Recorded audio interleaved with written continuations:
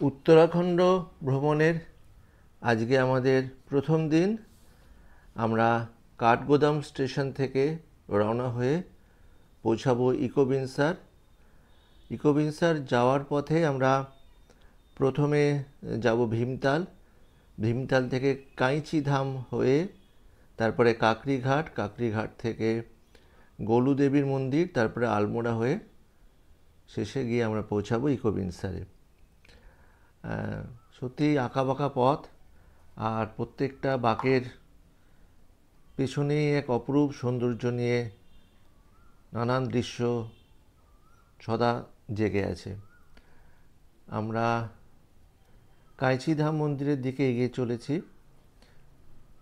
তার আগে আমরা যাব ভীমতালে। ভীমতাল লেক। ভীমতাল লেকটা নৈনিতাল থেকে 22 কিলোমিটার দূরের এক অতুলনীয় প্রাকৃতিক সৌন্দর্যের মাঝে। সমুদ্রপৃষ্ঠ থেকে 1371 মিটার উঁচুতে এই লেকটি, আর এটির বিস্তার 265 মিটার। প্রত্যেকটা আমাদের উত্তরাখণ্ডের বিভিন্ন জায়গায় অনেকগুলো লেক আছে। নৈনিতাল, ভীমতাল, খুরপাতাল, সাততাল, এরকম আরও অজস্র লেকে উত্তরাখণ্ড ছড়িয়ে ছিটিয়ে রয়েছে। আর ভীমতালে গেলে তার আশেপাশেও কিছু দ্রষ্টব্য স্থান আছে। এখানে অজস্র পাখির মেলা বসে লেকের ধারে। আবার একটা বোটে করে পারাপার করাও যায়। লেকের জলও খুব উষ্ণ। মন্দিরও আছে, উত্তরে শৈলশিখর নাগ দেবতার, আর দক্ষিণে ড্যামের পাশে ভীমেশ্বরের শিবের। জনশ্রুতি আছে যে মহাভারতের ভীমের তৈরি ভীমেশ্বর মন্দির এটি।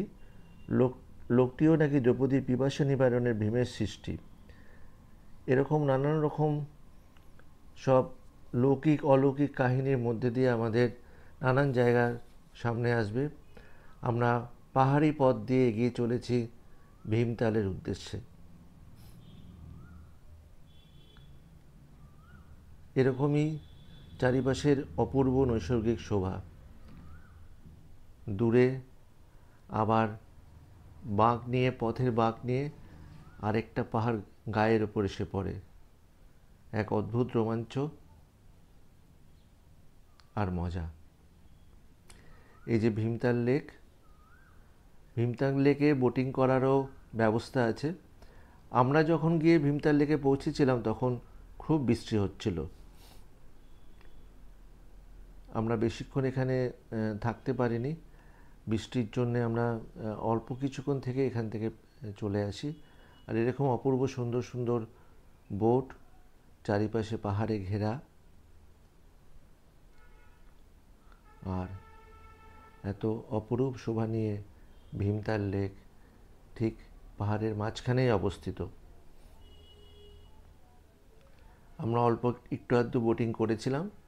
তারপরে আমরা আবার এখান থেকে কাঁইচি ধামের উদ্দেশ্যে রওনা হই।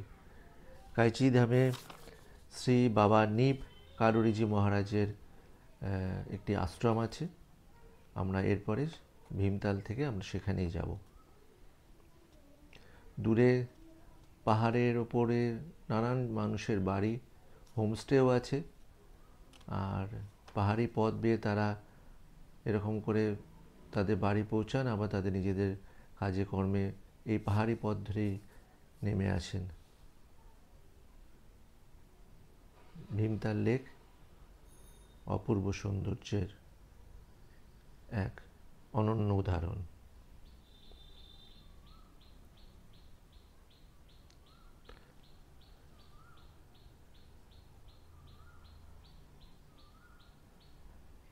বৃষ্টি পড়েই চলেছে, একদম লেকের মাঝখানে টিপটিপ টিপটিপ করে বৃষ্টি পড়ছে।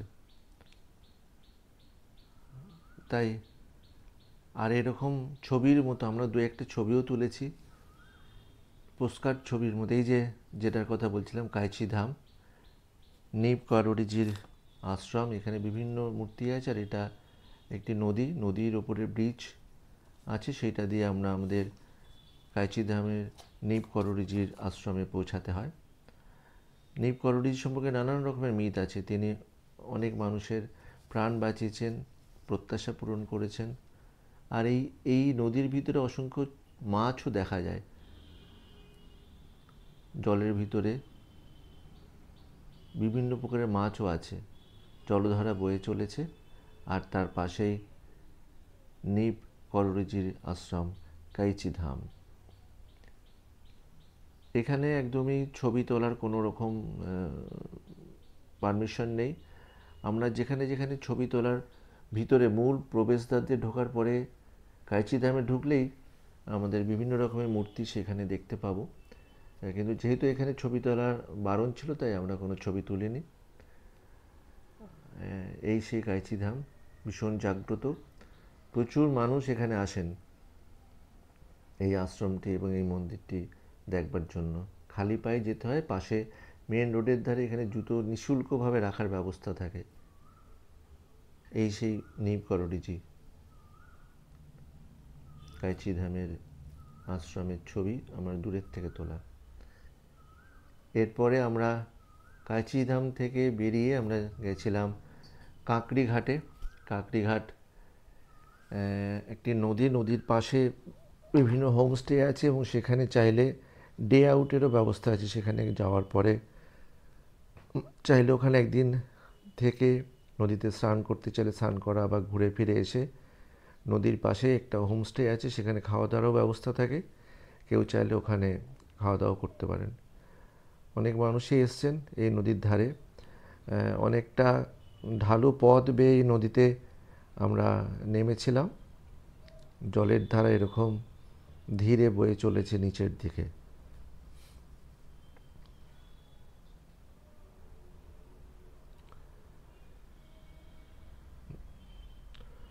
নদীর জল ধীরে ধীরে বয়ে চলে আপন বেগে। আর এখানে আমরা অনেকটা সময় কাটিয়েছিলাম।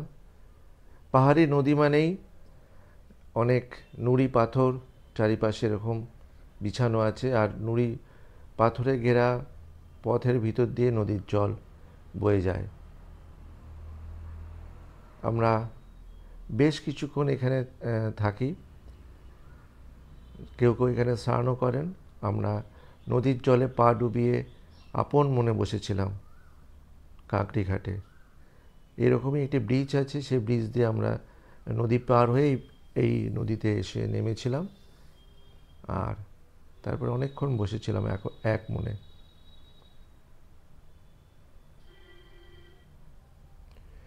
এমনই চারিপাশে অজস্র নুড়ি পাথর, আর তারই মাঝখান থেকে পাহাড়ি পথ নদীতে নেমেছে। আবার এই পথেই আমরা উঠে এসেছিলাম আমাদের পরের গন্তব্যে যাওয়ার জন্যে।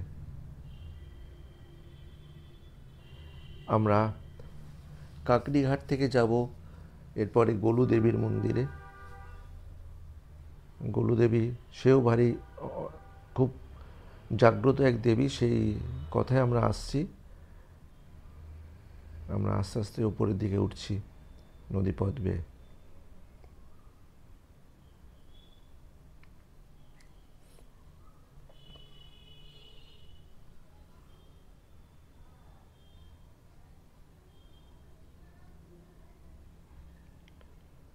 কাছে ধারে অনেক মানুষই এসছেন, তারা এরকমই নদীর কাছাকাছি চলে গিয়ে পৌঁছে গিয়ে সেখানে তার প্রাকৃতিক দৃশ্য উপভোগ করছেন। জলে আরামে পা ডুবিয়ে বসে আছেন। ছোট ছোট ছেলেমেয়েরা স্নান করতেও নেমে পড়েছে নদীর জলে।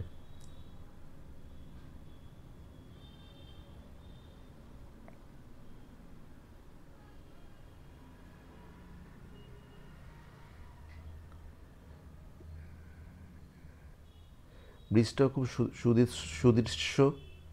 আমরা এই ব্রিজ পেরিয়ে এই পারে আসি, আবার ঠিক একইভাবে এইরকম একটা হ্যাঙ্গিং ব্রিজ পেরিয়ে আবার আমাদের গাড়িতে করে গোলু দেবতার মন্দিরের দিকে আবার রওনা হই। আমাদের কাঠগোদাম থেকে কাঁচিধামে আসতে 1 ঘন্টা 25 মিনিট বা 1.5 ঘন্টা মতো সময় লেগেছিল। তারপরে এই জায়গাটা অনেক আরও খুবই কাছে, আমরা 10-15 মিনিটে মাত্র এইখানটায় পৌঁছে গেছিলাম। এমনই সুন্দর। আর এই যে কত মানুষ এখানে এসে বসে আছেন।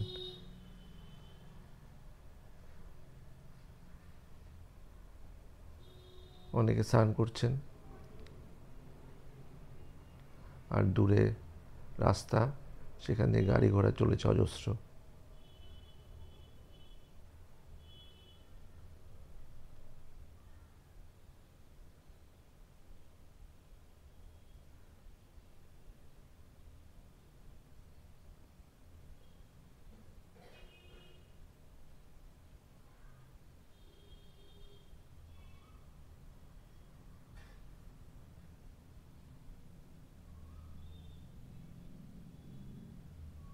এই যে আমরা এবার বেরিয়ে আসছি,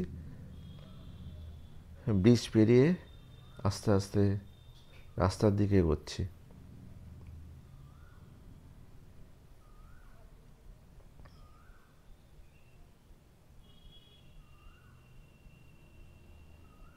এরকম ব্রিজ অনেক সিনেমাতে আমরা দেখতে পাই।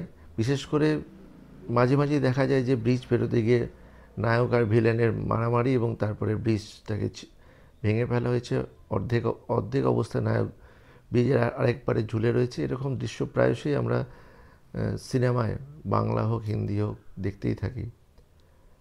আর এখন আমরা কাকড়িঘাটে।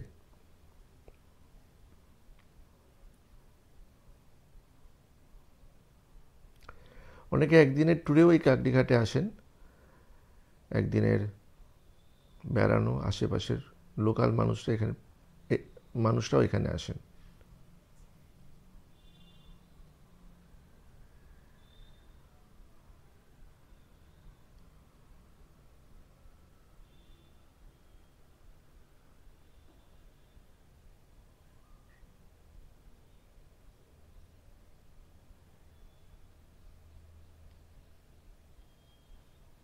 এমনই মনোমুগ্ধকর দৃশ্য চারিপাশের।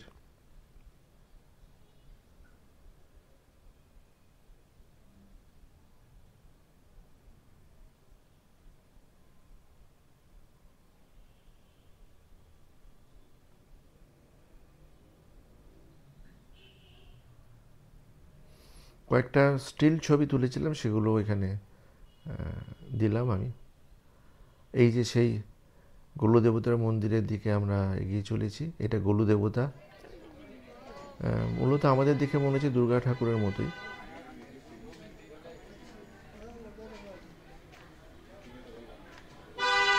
অসংখ্য ঘণ্টা এখানে বাঁধা আছে। চারিপাশের এই মন্দিরটা নানান রকমের ছোট বড় নানান আকারের ঘণ্টা, এবং সেটাই একটা অপূর্ব সৌন্দর্য সৃষ্টি করেছে। আর সব থেকে বড় কথা, এখানে মানুষ তার মনস্কামনার জন্য চিঠিপত্র এখানে পৌঁছে দেন। কেউ স্বয়ং এসে বা কেউ পোস্টেও সে তার চিঠি পাঠান।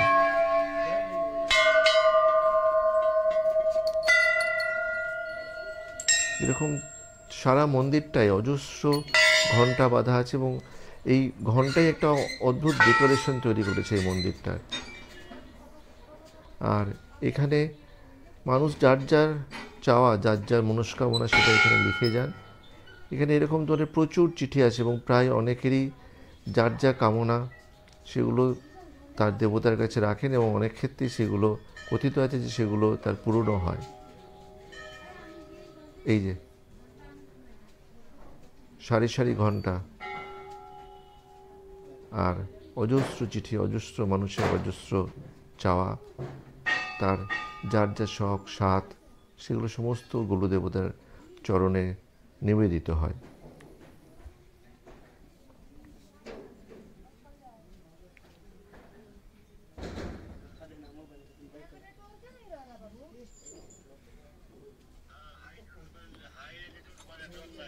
আমাদের বাংলায় যে জগদ্ধাত্রী ঠাকুর আছে, অনেকটা গোলু দেবতাকে সেমনই লেগেছে আমার। সিংহ বাহিনী। আর এই যে চিঠির কথা বলছিলাম, এরকম অজস্র চিঠি তার, এমনকি স্ট্যাম্প প্যাডেও অনেকে চিঠি লিখে পাঠান, স্ট্যাম্প পেপারে। আর এরকম হাতে লেখা চিঠি অজস্র। আর এই যে সেই মূল মন্দির, গোলু দেবতা যেখানে অধিষ্ঠান করেন।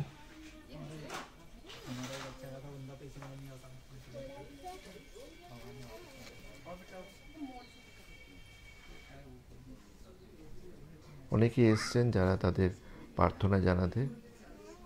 মন্দিরের গৃহ মূল দরজা খুবই ছোট, একজন একজন করেই এখানে ঢুকতে পারেন।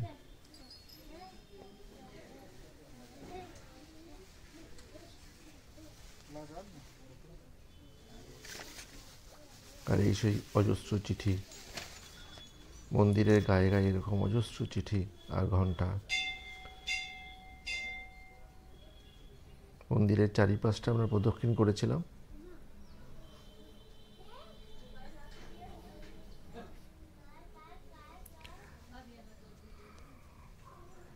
আর এখান থেকে আমরা যাব আলমোড়া হয়ে বিনসার।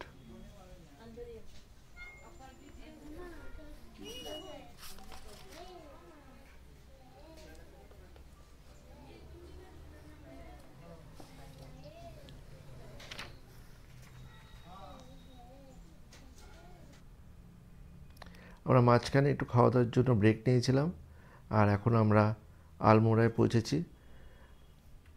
আলমোড়া সম্পর্কে গান্ধীজির একটা খুব ভালো উক্তি আছে, when there are places like Almora, I wonder why people go to Switzerland. Gandhiji এটা আলমোড়া সম্পর্কে বলেছেন, এবং সত্যি আলমোড়া খুবই সুন্দর এক শহর। এখন অনেক জনবসতি বেড়ে গেছে। আমি খুব রোদের ভিতরেই ভিডিওটা শ্যুট করেছিলাম, তার ফলে কিছুটা দেখতে অসুবিধা হতে পারে। আলমোড়া শহর আগে মানুষ তাদের বেড়ানোর জন্য বা কিছুদিন সময় কাটানোর জন্য আসতেন, স্বাস্থ্য উদ্ধারের জন্য আসতেন।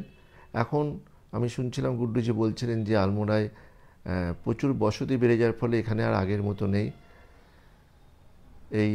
তাই আলমোড়াতেও এখন এসি লাগাতে হয় এরকম। আমিও শুনে খুব অবাক হয়ে গেছিলাম। আলমোড়া শহরের চারিপাশে এরকম অজস্র বাড়ি, আর এটা উল্টো দিকে বলে অনেকটা সুন্দর এসছে ছবি। আপনাদের একটা সারপ্রাইজও দিতে চাইছি। গুড্ডুজির কথা বলেছি, আমি খুব তাড়াতাড়ি গুড্ডুজির সঙ্গে আপনাদের পরিচয় করাবো।